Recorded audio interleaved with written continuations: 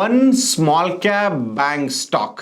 आज हम एक छोटी सी बैंक के बारे में बात करेंगे according to the market capitalization. Bank of Maharashtra के बारे में आज हम बात करने वाले हैं। सो आज जो रिजल्ट्स आए हैं बहुत ही जबरदस्त रिजल्ट्स आए हैं, तो ओवरऑल इन रिजल्ट्स को भी समझेंगे और ultimately what I think about PSU banks, इसके बारे में भी मैं डिस्कशन करने वाला हूं दोस्तों। सो थोड़ा सा रिजल्ट्स को समझने की कोशिश करते हैं। सो रिजल्ट्स में अगर हाइलाइट्स की हम बात करते हैं तो ऑब्वियसली सबसे बड़ी न्यूज क्या थी कि बैंक ऑफ महाराष्ट्र के जो प्रॉफिट्स है, नेट प्रॉफिट्स है, ईयर ऑन ईयर वो 95.19% से बढ़े हैं। सो ऑलमोस्ट डबल हो चुके हैं। So I think around 82 crore rupees का net profitability bank of Maharashtra ने इस बार अचीव किया है। So obviously this particular number is a big number. तो अब इसको थोड़ा सा और ज्यादा डिटेल में समझने की कोशिश करेंगे। ओवरऑल एडवांसेस की साइड से, कासा डिपॉजिट्स की साइड से, ओवरऑल डिपॉजिट्स की साइड से, ओवरऑल नेट इंटरेस्ट मार्जिन्स के पॉइंट ऑफ व्यू से, ग्रॉस एनपीएस, नेट एनपीएस के पॉइंट ऑफ व्यू से, प्रोविजन कवरेज रेशियो के पॉइंट ऑफ व्यू से, तो सारा एक थोड़ा सा एक डिटेल्ड एनालिसिस समझने की कोशिश करेंगे अबाउट बैंक ऑफ महाराष्ट्र। जो टोटल अगर एडवांसेस की हम बात करते हैं बैंक ऑफ महाराष्ट्र के, सो जून 2023 के जो नंबर्स डिक्लेयर हुए उसमें total advances, gross advances of bank of Maharashtra are 1.75 lakh crore rupees. Last quarter में भी ये नंबर 1.75 लाख करोड़ रुपीस ही था। मतलब लोन्स के पॉइंट ऑफ व्यू से ज्यादा बड़ी एडिशन यहां पे की नहीं है। हार्डली 500 करोड़ रुपीस के ही ग्रॉस एडवांसेस यहां पे बैंक ऑफ महाराष्ट्र के बड़े हैं। बट डिपॉजिट्स के पॉइंट ऑफ व्यू से हम बात करते हैं, so last quarter the total deposits of Bank of Maharashtra were 2.34 lakh crore rupees, and now in this particular quarter the total deposits are 2.44 lakh crore rupees. तो 10,000 करोड़ रुपए से deposits की growth यहां पे बैंक ऑफ महाराष्ट्र ने की है। Credit to deposit ratio के पॉइंट ऑफ व्यू से हम बात करते हैं, so that number is at 71.89%। Obviously I think काफी कंफर्टेबल जोन में ये नंबर हमें नजर आता है। कासा डिपॉजिट्स की अगर हम बात करते हैं तो टोटल डिपॉजिट्स के 50.97% यानी कि 51% जो डिपॉजिट्स है वो कासा डिपॉजिट्स है। लास्ट क्वार्टर के कंपैरिजन में कोई इंप्रूवमेंट कासा डिपॉजिट्स में नहीं हुई है। इट मींस जो भी डिपॉजिट ग्रोथ यहां पे अगर हुई है बैंक की, सो majorly that deposit growth has happened in term deposits, यानी लोगों ने एफडीज ज्यादा किए हैं। ऑब्वियसली इंटरेस्ट रेट सिनेरियो ऊपर है, so that could be one of the reasons why more FDs have been booked in bank of Maharashtra. So अब CASA की पॉइंट ऑफ व्यू से बात करते हैं तो मेजॉरिटी चंक जो है बैंक के पास वो सेविंग्स अकाउंट का है। दे offer 2.75% interest on savings rate, savings account. So 96,000 crore rupees के जो डिपॉजिट्स है वो सेविंग डिपॉजिट्स है, एंड करंट अकाउंट्स में 28,000 करोड़ रुपीस के डिपॉजिट्स है। Obviously they don't offer any interest on current account. So I think ये लोअर कॉस्ट ऑफ डिपॉजिट्स होती है इन डिपॉजिट्स पे, तो it is quite beneficial for the bank. अभी रिटेल लेंडिंग के पॉइंट ऑफ व्यू से हम बात करते हैं, ओवरऑल लेंडिंग में 58.25% जो लेंडिंग बैंक ने की हुई है वो रिटेल मतलब लोन टेकर से, रिटेल बोरोअर से। So I think it shows that कि ओवरऑल ये रिटेल सेगमेंट जितना ज्यादा उतना एसेट क्वालिटी पे जो आई थिंक एनपीएस क्रिएट होने के चांसेस होते हैं वो कम होते हैं। अब थोड़ा सा ऑपरेटिंग प्रॉफिट्स के पॉइंट ऑफ व्यू से बात करते हैं तो ऑपरेटिंग प्रॉफिट्स जो है इस क्वार्टर के वो 1863 करोड़ रुपीस रहे हैं। लास्ट क्वार्टर के कंपैरिजन में ज्यादा चेंज नहीं, ऑलमोस्ट सेम लेवल पे, हार्डली 8 करोड़ रुपीस से ऑपरेटिंग प्रॉफिट्स बढ़े हैं। बट ईयर ऑन ईयर ये नंबर अगर हम देखते हैं तो 55.04% से operating profit bank of Maharashtra के यहां पे बढ़े हैं। नेट प्रॉफिट का नंबर अगर हम देखते हैं, सो लास्ट क्वार्टर में this number was at 840 crore rupees, but in this particular quarter the net profit number is at 882 crore rupees, यानी 5% approximately quarter on quarter absolute terms पे 5% से नेट प्रॉफिट बढ़ा है। ईयर ऑन ईयर ये number देखते हैं तो 95.19% से ये नंबर बढ़ा है। So obviously I think sequentially भी ये नंबर डिसअपॉइंटिंग नहीं है। 5% is a good number. Looking at the price to earnings ratio of this particular bank, hardly 8.5, 9 के प्राइस टू अर्निंग्स रेशियो पे ये बैंक ट्रेड करता है। तो उसके कंपैरिजन में sequential profit growth of 5%, year on year profit growth of 95% is looks quite phenomenal. Net interest income की अगर हम बात करते हैं, so year on year this number is up by 38.80%, quarter on quarter also this number is up by 7%। So current quarter's net interest income is at 2340 crore rupees। NIMs की यानी कि net interest margin की अगर हम बात करते हैं, so that number is consistently improving. Currently this number is at 3.86%। Obviously when we look at the private sector banks, वो नंबर जो है वो 4% के ऊपर है बहुत सारे बैंक्स के लिए।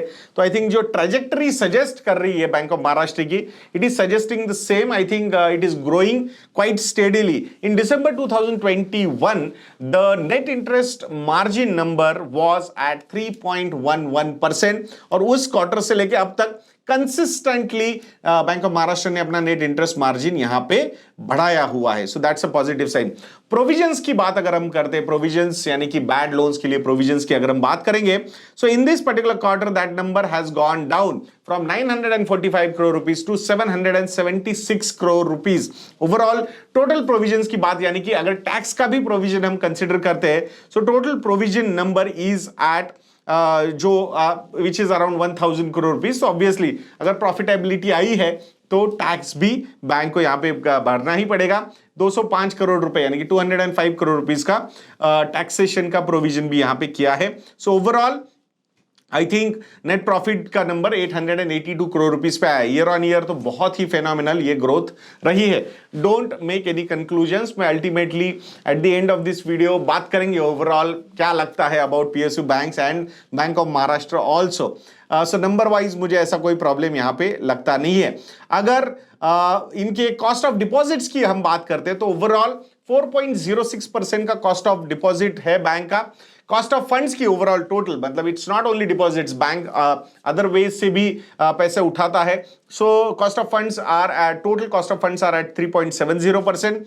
यील्ड ऑन एडवांसेस, जो लोन्स दिए हैं उस पे ऑन एन एवरेज यील्ड कितनी आती है बैंक के पास, so that number is at 8.62%।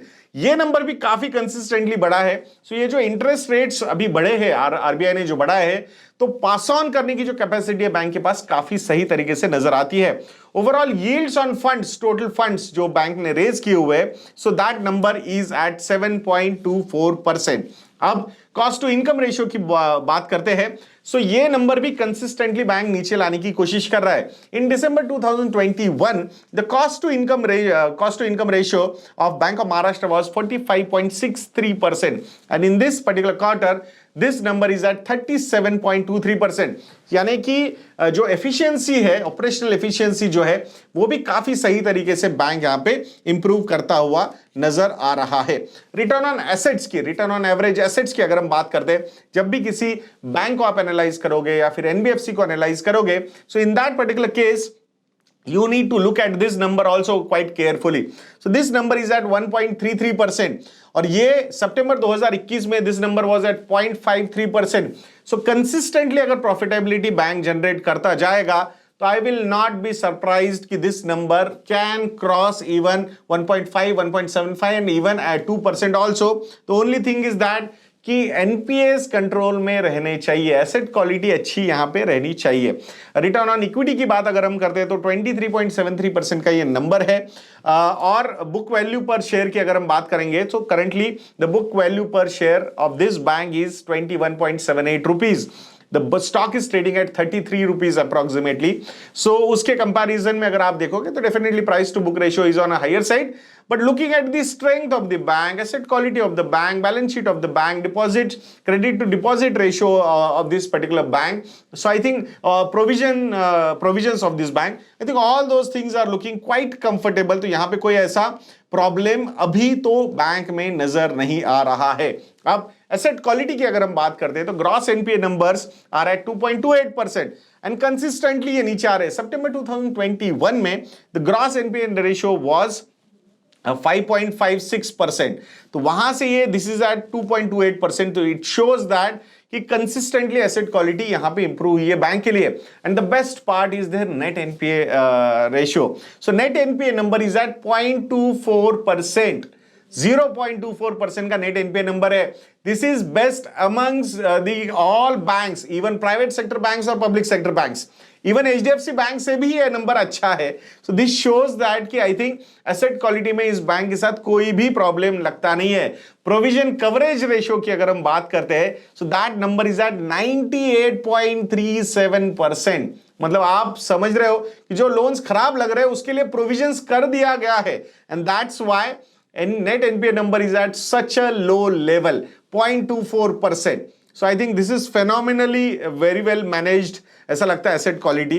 Credit cost अगर हम देखेंगे जितना नंबर कम हो उतना अच्छा है, इन अ वे लॉसेस होते हैं वो। So that number is at 1.23%। So I think this is also very much comfortable. Slippage ratio की अगर हम बात करते हैं, so that number is also at 1.26%। In March 2022 the number was 2.41%। वहां से इसको कंसिस्टेंटली नीचे लाया गया है। So overall I think bank is performing really well. But what is the problem then? I still remember my father was working with Bank of Maharashtra जब इस bank का IPO आया था। He retired from Bank of Maharashtra only. So if I'm not wrong, the date was around April 2005. So उस वक्त भी ये stock 33 rupees पे लिस्ट हुआ था। आज भी even after 18 years this particular stock is trading at 33 rupees। मतलब ऑलमोस्ट 18 सालों में 18 इयर्स में इस स्टॉक में अगर किसी ने इन्वेस्टेड रहा है कोई, my father is still an investor of bank of Maharashtra for last 18 years. So there was technically appreciation point of view से कोई रिटर्न्स नहीं है। There could be cases of dividend payouts, I am not denying that, but जो potential हो सकता था being a PSU bank, इतना बड़ा बिजनेस, बैंक ऑफ महाराष्ट्र का नाम भी महाराष्ट्र में काफी अच्छा है, बिजनेस भी काफी अच्छा मिलता है इनको। So from that point of view definitely lot of disappointments. I think all PSU banks have struggled for good amount of time. Finally जब आईबीसी आया उसके बाद इनके अच्छे दिन शुरू हुए हैं, but still I think long way to go for these banks. अब जिस तरीके से क्लीन अप इस बैंक में हुआ है, नो डाउट कि situation is looking much better. बहुत ज्यादा ये बैंक का नाम डिस्कशन में भी था for privatisation point of view. बहुत सारे जो शॉर्ट लिस्टिंग हुए थे या स्पेकुलेशंस हुए थे शॉर्ट लिस्टिंग पे about privatisation of PSU banks, उसमें बैंक ऑफ महाराष्ट्र का नाम हमने देखा था। Looking at their balance sheets, credit quality and all those things, I will not be surprised अगर ये शॉर्टलिस्ट आगे आने वाले समय में होगा तो। दो टिल नेक्स्ट इलेक्शंस तो मुझे कोई सीन लगता नहीं है इसके प्राइवेटाइजेशन का, but still let's see. In last 1 year's time the stock has given almost 100% returns thanks to the numbers which the bank is reporting. But फिर भी इसके जो 3 साल बीच में थे, जैसे कि मार्च 2017 वाला ईयर, मतलब FY17, FY18 and FY19, in those years the total losses bank has suffered were almost 7,200 crore rupees. So 72 मतलब 7,200 crore rupees के losses बैंक ने बुक किए हैं। सो उसके कंपैरिजन में अगर लास्ट 4 साल के भी हम प्रॉफिटेबिलिटी या 3 साल की स्पेसिफिकली 20, 21 एंड 22 4 साल की प्रॉफिटेबिलिटी भी अगर हम यहाँ पे इंक्लूड करते हैं, so that number will add to around 4,000 और 4,500 ऑड करोड़ रुपीज। सो जो लॉसेस कंपनी ने बुक किए थे उसके कंपैरिजन में अभी तक वो सारे रिकूप नहीं हुए हैं। Plus obviously government of India को भी इसमें कैपिटल इन्फ्यूजन बीच में करना पड़ा था। सो ऑल दोज फैक्टर्स, अगर यहां से चीजें खराब नहीं होती है एसेट क्वालिटी के पॉइंट ऑफ व्यू से, तो I think bank is looking really good, there is no problem as such. But we are not sure about that. PSU banks को जो प्रायोरिटी सेक्टर लेंडिंग के भी थोड़े से पुश होता है, दो अभी फोन कॉल पे लोन देना बंद हो गया है कि ऊपर से फोन आया और लोन जा रहे हैं। So I think that is positive thing. और IBC has acted really well for all these PSU banks. So let's see, we will be watching this bank. भले ही यहां पे आपको लग रहा होगा 16 रुपए से 33 रुपीज तक ये स्टॉक गया है, बट अगर ये इसी तरीके से बिजनेस करता रहा सही तरीके, मतलब एसेट क्वालिटी अच्छी तरीके से मेंटेन करके, तो I think this is one bank which should be on your radar. Only risk I think PSU bank है। तो एनपीएस की साइकिल जब टर्न आउट होती है निगेटिव वे में, तो ये बैंक्स बहुत ज्यादा सफर करते हैं, तो ये भी समझना जरूरी है दोस्तों। तो आशा करता हूं कि ये वीडियो आप लोगों को इन्फॉर्मेटिव लगा होगा। एंड अगर दोस्तों आप लोगों को लगता है कि हम अच्छा काम करते हैं तो इन्वेस्ट.in को विजिट करके हमारे रेडीमेड मॉडल पोर्टफोलियोज को सब्सक्राइब करना मत भूलना। मॉनसून ये प्रोमो कोड एक्टिव है, you will get 55% discounts on our model portfolio subscription. And if you need any help in portfolio management, investment advisory और investment execution, you can contact our relationship cell. One-on-one sessions are also available. You can book those sessions.